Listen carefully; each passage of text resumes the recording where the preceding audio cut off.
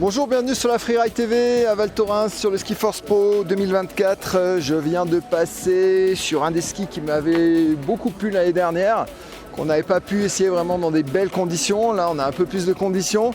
C'est le Pure 109, le ski de Jérémy Hetz, qui a été totalement revu au niveau de sa robe, au niveau de la déco. Vraiment avec une déco bois apparent là qui est encore plus belle que l'année dernière. C'est hyper classe, c'est vraiment un objet d'art. Semelle noire, Scott noir et blanche, hein, voilà, c'est un plus classique, mais vraiment voilà, c'est un ski. Alors là, on l'avait testé l'année dernière en 182, là il l'avait sur les tests qu'en 190, donc j'ai dit allez on va voir, ça va permettre de comparer justement l'autre taille. On a un rocker qui démarre très tôt à peu près à ce niveau-là, très progressif, et après avec la spatule prononcée là, et un rocker arrière qui va arriver à peu près à ce niveau-là. On est sur un ski annoncé en 23 mètres de rayon. Alors là il est monté avec des shifts. Ça ne se défait jamais facilement les shifts. Donc il est annoncé en 23 mètres de rayon. En 190, c'est sûr que c'est un ski plus exigeant que le 182, un peu moins joueur. C'est le ski qui est fait pour aller vite, droit, faire des grandes courbes. Pour les grands champs de puff, bon là on n'a pas une super visie quand on a skié, c'est un peu trafolé, il y a beaucoup de monde là sur Val Thorens, donc du coup c'est pas évident de trouver des endroits avec la visie et ce qui est ouvert. Avec des grands champs, voilà. Mais par contre, voilà, là où on a pu un peu libérer les chevaux, on va dire, c'est un ski qui est assez extraordinaire. C'est sûr qu'on est posé, c'est limite un ski de descente hein, en 190. Voilà.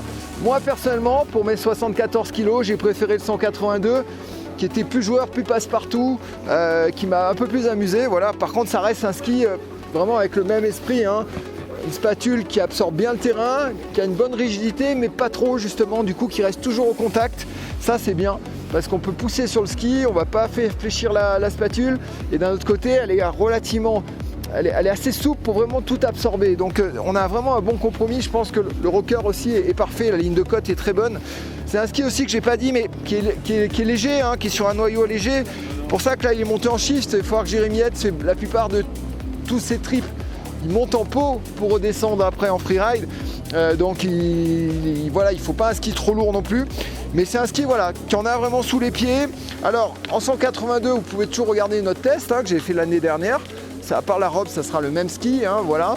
En 190 comme je vous dis, plus réservé à des gabarits un peu plus lourds que moi, un peu plus grands, ou alors voilà pour quelqu'un qui veut le garder pour des grands espaces, où il sait qu'il va vraiment pouvoir descendre un Mach 2 sur des, voilà, sur des neiges vierges, parce qu'il reste, comme je vous le disais il y a 2 minutes, un petit peu plus exigeant quand même en 190 qu'en 182 dans les pivots, voilà, sur le côté un peu joueur, même en carving et tout ça. Voilà. Mais après voilà, super ski, malgré sa taille, dans ces conditions-là, je me suis quand même régalé avec, et ça reste voilà, en mes coups de cœur, mais pour moi plutôt en 182. Alors écoutez, si vous avez aimé cette vidéo, n'hésitez pas à mettre un petit pouce et puis n'oubliez pas de vous abonner à la chaîne si vous voulez suivre tous nos tests. À bientôt.